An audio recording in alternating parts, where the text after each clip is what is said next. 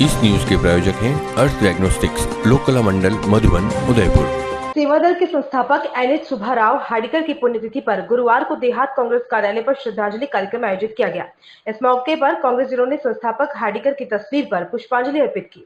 कार्यक्रम में विवेक कटारा, पूर्व अध्यक्ष गोपाल नागर, निवर्तमान अध्यक्ष दयालाल चौधरी, कौशल आमेटा सहित कई पदाधिकारी और कार्यकर्ता मौजूद रहे। आजादी के 75 वर्ष पूरे होने पर पार्टी की ओर से साल भर तक कई विभिन्न कार्यक्रम किए जाएंगे। इसके लिए प्रदेश सचिव विवेक कटारा को बनाया गया।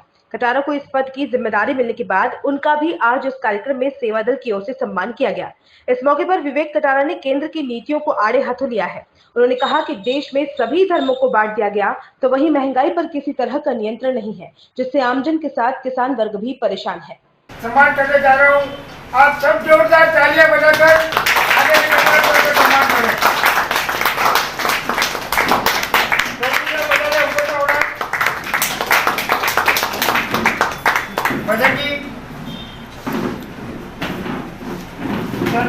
आज के दिन हम ये संकल्प लेते हैं कि इस देश में जिस तरह से एक कुछ विध्वंसकारी शक्तियाँ जो इस पूरे देश के सामाजिक ताने बाने को जो तोड़ना चाहती हैं, जो वर्षों से इस देश में जब से आज़ादी मिली, जो इस आज़ादी के समय सारी हमारे धर्म, हमारी जातियाँ सब एक साथ बड़े एक सामाजिक सौहार्द के साथ रहती थी।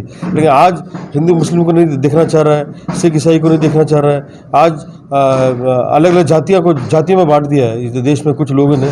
तो हम सब ये आज संकल्प लेते हैं कि देश को इस ताने बाने को फिर से स्थापित करेंगे। और जिस तरह से हमारे पार्टी के नेता, मैं पंडित जवाहरलाल नेहरू जी की बात करूं, स्वर्गीय इंदिरा जी की बात करूं और राजीव जी की बात करूं, जिन्होंने इस देश के लिए अपनी जान की आहुति दे दी, बेन सिंह जी की बात करूं, पंजाब के जो मुख्यमंत्री थे, और ये सामने वाले पार्टी के लोग जो एक अंग्रेजों के समय भी ये मुखबिरी करते थे और देश के ठेकेदार बने हुए।